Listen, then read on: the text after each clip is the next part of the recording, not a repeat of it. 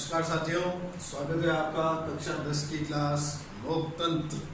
आज का अध्याय है अपना लोकतंत्र। देखिए, लोकतांत्रिक शासन के प्रकार आज हम ये देखते हैं कि लोकतांत्रिक शासन के कौन कौन से प्रकार हैं। इसे मुख्यतः दो प्रकारों में बांटा गया है। पहला है प्रत्यक्ष या शुद्ध और दूसरा है अप्रत्यक्ष या प्रतिनिधि। देखिए, प्रत्यक्ष लोकतंत्र उसे कहते हैं जिसमें जनता स्वयं प्रत्यक्ष रूप से राज्य की प्रभुसत्ता का उपयोग करती है। जनता स्वयं प्रत्यक्ष रूप से राज्य की प्रभुत्व शक्ति या प्रभुसत्ता का उपयोग करती है। जनता द्वारा ही वहाँ की नीति संबंधी फैसले लिए जाते हैं, कानून बनाए जाते हैं और उस राज्य के प्रशासनिक अधिकारियों की नियुक्ति भी जनता द्वारा ही की जाती है। एक प्रसिद्ध विद्वान हुए हर्णशाह कहते हैं कि प्रत्यक्ष लोकतंत्र वास्तविक अर्थ में लोकतांत्रिक शासन का एक ऐसा शासन है जिसमें स्वयं प्रत्यक्ष रूप से बिना कार्यवाहकों या प्रतिनिधियों के प्रभुसत्ता का प्रयोग जनता करती है। ठीक है, यदि इसका उदाहरण लिया जाए तो ये प्राचीन यूनान में जो नगर राज्य हुआ करते थे वहाँ ये प्रत्यक्ष लोकतंत्र स्थापित था।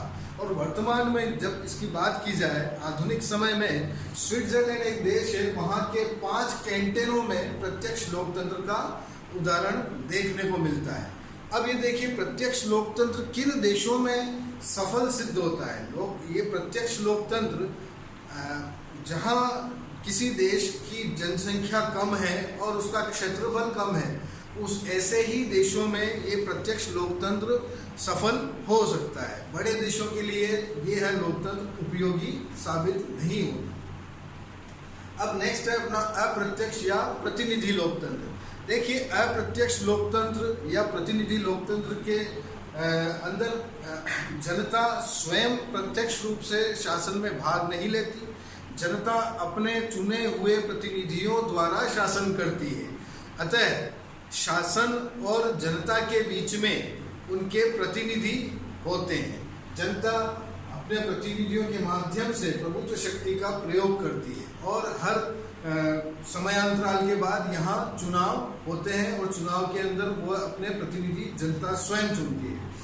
इस संबंध में, लोकतंत्र के संबंध में कुछ विद्वानों ने अपने अपने अनुसार लोकतंत्र की परिभाषा की है, जिसमें से कुछ प्रसिद्ध परिभाषाएं मैंने आपके सामने लिखी है।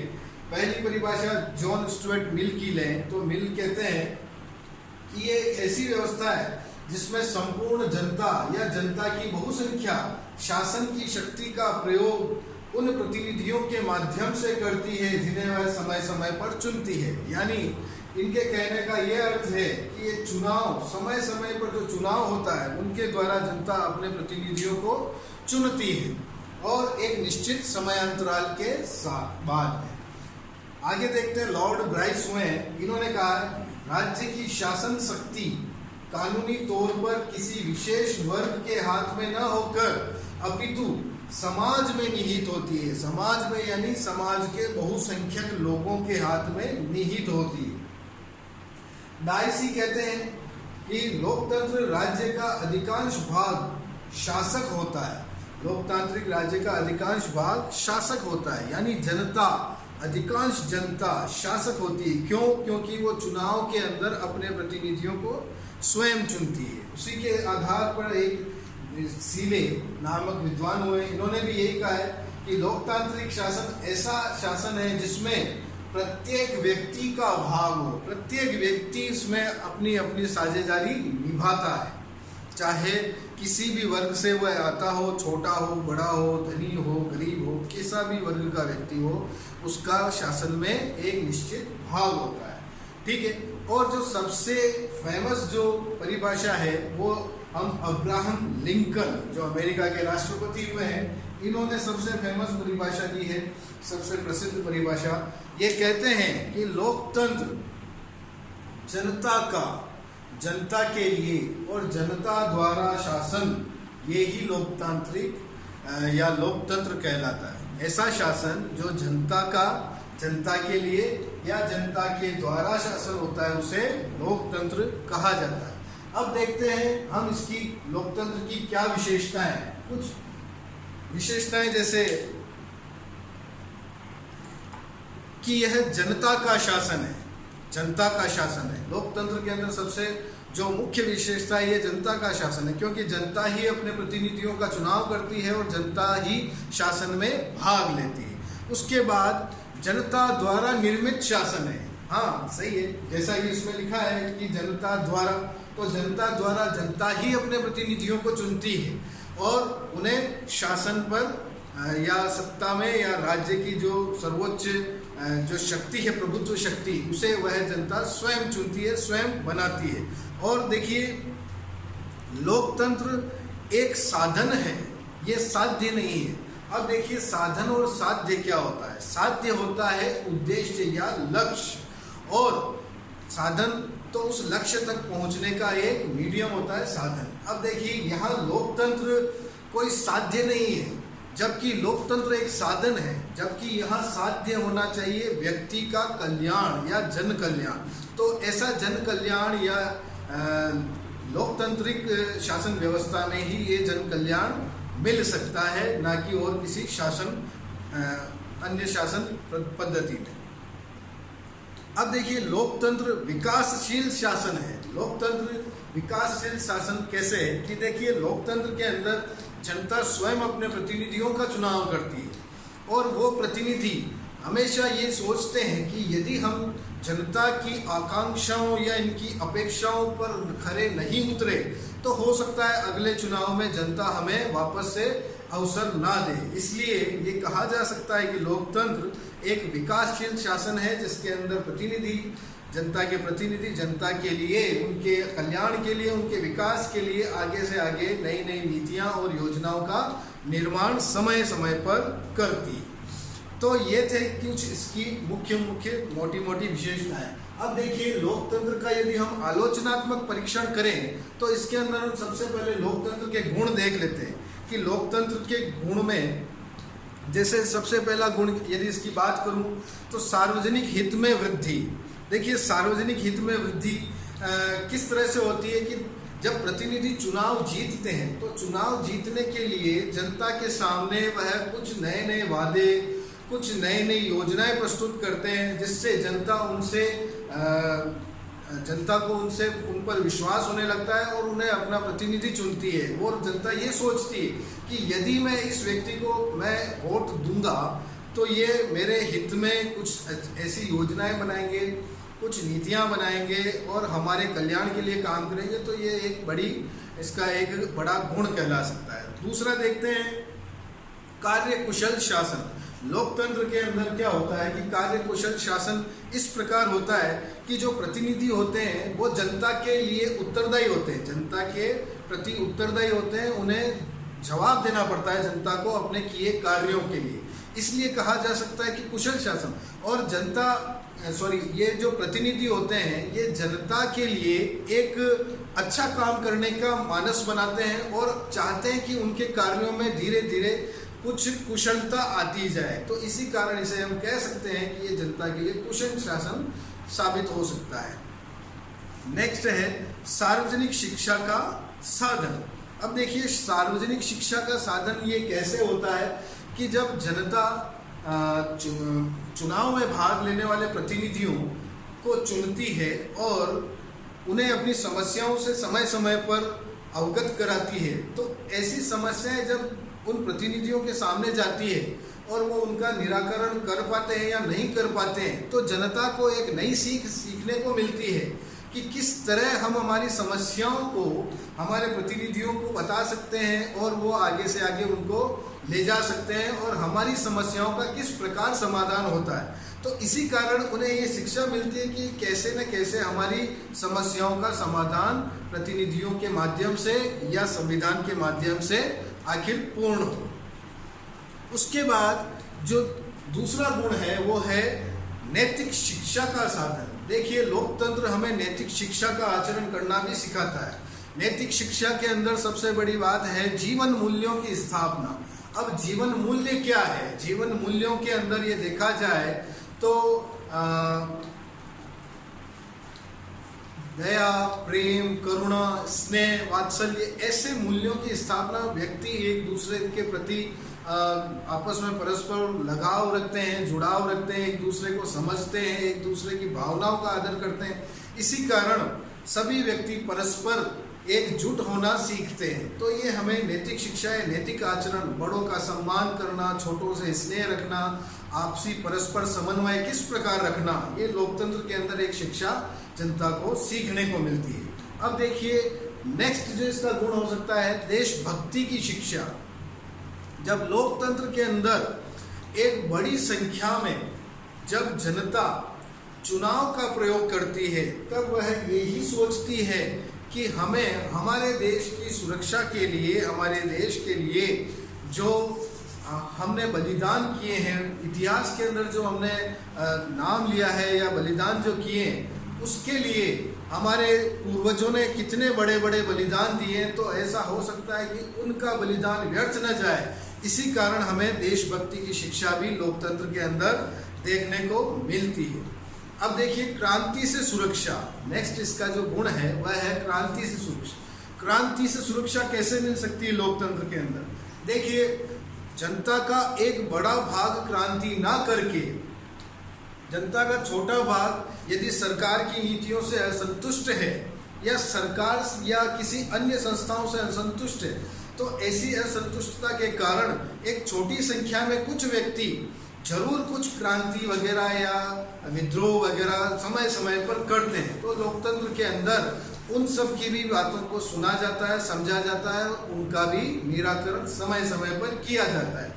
तो ऐसा हम कह सकते हैं कि लोकतंत्र के अंदर हमें क्रांति से भी सुरक्षा मिलती है। अब देखिए लोकतंत्र के अंदर जो अगला गुण है वह है समानता और स्वतंत्रता।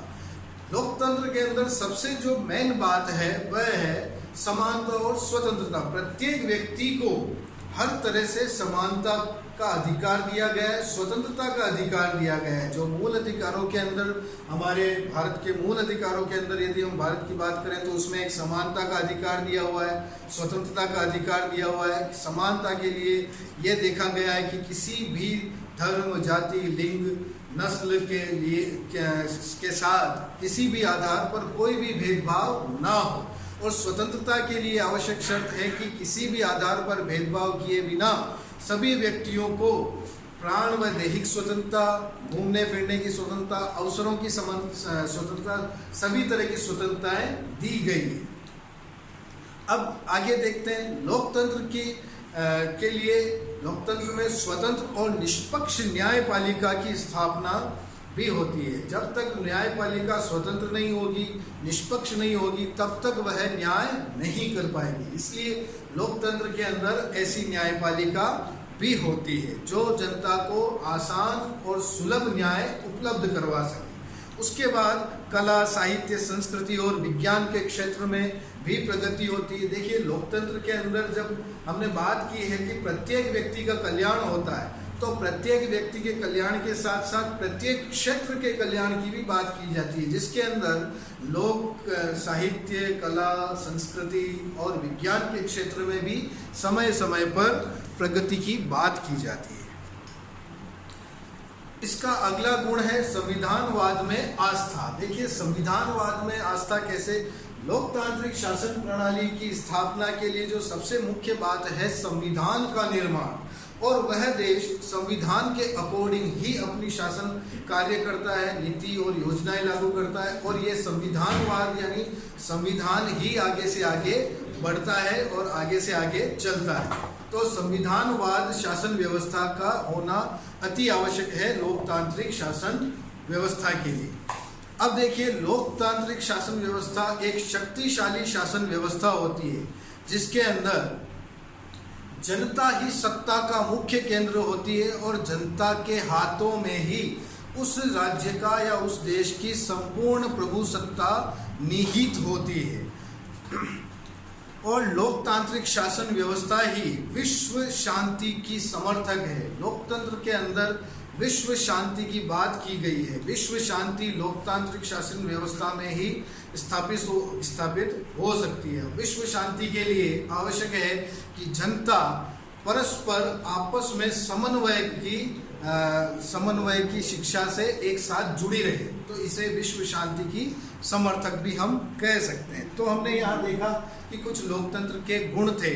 अब आगे हम इसके लोकतंत्र के कुछ दोष देख लेते हैं। लोकतंत्र के लिए देखिए कि व्यक्ति संबंधी जो धारणा है ये सबसे लोकतंत्र की व्यक्ति संबंधी जो धारणा है ये सबसे भ्रमपूर्ण है। देखिए, लोकतंत्र के अंदर ये आशा की जाती है कि प्रत्येक व्यक्ति अपना हित और अहित समझता है, प्रत्येक व्यक्ति अपना हित और अहित समझता है। लेकिन यहाँ जब अगर मैं बात करना चाहूँ तो हो सकता है ये उदाहरण थोड़ा लंबा हो जाए कि जब समाज का एक पिछड़ा व्यक्ति जो है, जो आर्थिक रूप से कमजोर है, वो आर्थिक रूप से कमजोर व्यक्ति, उसको सबसे पहले किसकी आवश्यकता पड़ेगी कि अपनी मूलभूत आवश्यकताओं की पूर्ति हो जाए। तो ऐसे में व्यक्ति क्या करता है कि थोड़े बहुत रुपये या पैसे के लिए वो भ्रष्टाचार का साथ देने लग जाता है, कुछ गलत व्यक्तियों का चुनाव कर लेता है। तो यहाँ क्या कहा जा सकता है कि व्यक्ति संबंधी जो धारणा है वह भ्रमपूर्ण है या थोड़ी सही नहीं है। अब इसके अंदर देखिए, लोकतंत्र के अंदर बुद्धिजीवियों की उदासीनता कैसे देखने को मिलती है। बुद्धिजीवी जो होते हैं, शिक्षित वर्ग जो होता है, वो अक्सर क्या करते हैं, वो चुनाव में भाग नहीं लेते। इसलिए नहीं लेते कि वो ये सोचते हैं कि इन्होंने पहले भी कोई काम नहीं किया, या अब क्या करेंगे, या अब क्या कर रहे हैं, है ना। तो ये लोग क्या होता है कि अपनी उदासीनता दिखाते हैं, समय पर मतदान नहीं करते, समय पर सरकार को अपने सुझावों से अवगत नहीं कराते। तो बुद्धिजीवी या शिक्षित वर्ग के अधिकतर व्यक्ति इस कार्य के अंदर उदासीनता दिखाते हैं। अब देखिए, लोकतंत्र के अंदर ये कहा गया कि लोकतंत्र सबको शिक्षा देता है सरकार की स्थापना के लिए। लेकिन ये जो धारणा है ये भी एक भ्रमपूर्ण धारणा है कि भाई लोकतंत्र नागरिकों को शिक्षा देना, नैतिक शिक्षा या नैतिक आचरण करना सिखाता है। ऐसा संभव नहीं हो सकता है कि कहीं कहीं परिस्थितियों में हो सकता है कि नागरिक अपने फायदे या नुकसान के लिए, जनता अपने फायदे नुकसान के लिए अपने ही प्रतिनिधियों को, जिनको वह खुद बैठा देती है, खुद उनका चुनाव में उनको साथ देती है और अपना निहित स्वार्थ उनके द्वारा पूरा करती है। अब देखिए, लोकतंत्र के अंदर समानता और स्वतंत्रता का जो दावा है ये भी भ्रमपूर्ण है। देखिए, समानता और स्वतंत्रता का दावा भ्रमपूर्ण कैसे।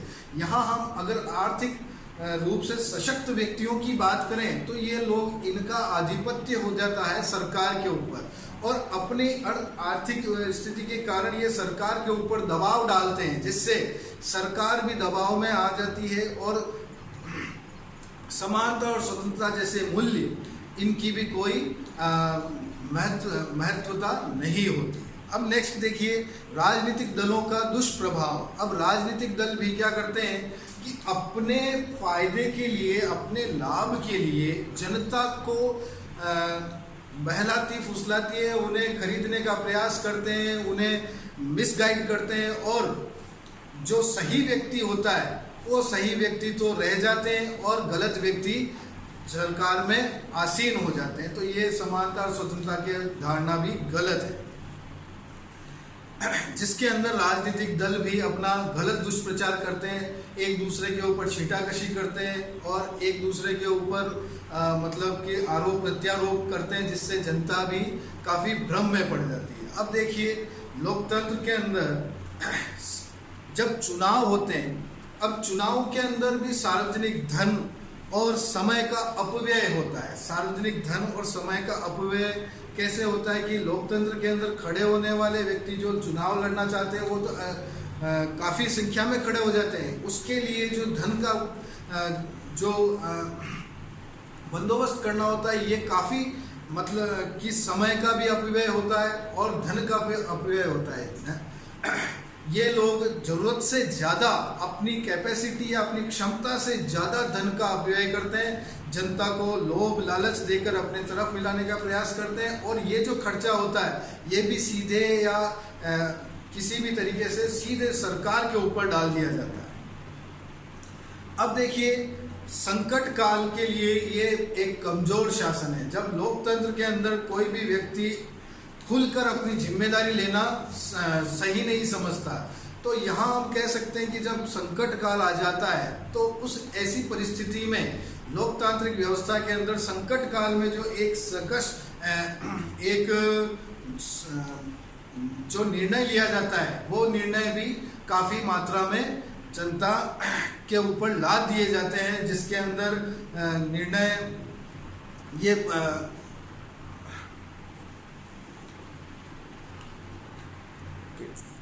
इसी संदर्भ में हम कह सकते हैं कि संकट काल के लिए लोकतंत्र के शासन कमजोर साबित होता है, क्योंकि इस समय शीघ्र व गुप्त निर्णय आसानी से और सरलता से और जल्दी ले पाना काफ़ी कठिन और मुश्किल होता है।